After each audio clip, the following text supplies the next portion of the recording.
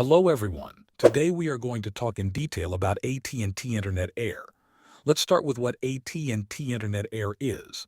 It is a fixed wireless internet plan. That means you do not need a cable or fiber line into your house. The system uses the cellular signal to bring internet to your home. Speeds usually range between 90 and 300 megabits per second, and upload speeds are around 8 to 30 megabits per second. Pricing for AT&T Internet Air is simple. The base price is about $60 per month. If you have an eligible AT&T mobile plan and turn on auto pay and paperless billing, you can get a lower price. There is no annual contract, and AT&T includes the equipment at no extra cost. Now let's look at the setup. When your AT&T Internet Air arrives, open the box and download the AT&T Smart Home Manager app on your phone. The app walks you through the steps.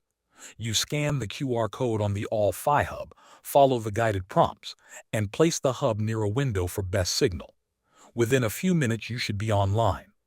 Internet Air works well for everyday use like browsing, streaming video calls, and remote work. It can be a good option if fiber internet is not available where you live. Thanks for watching.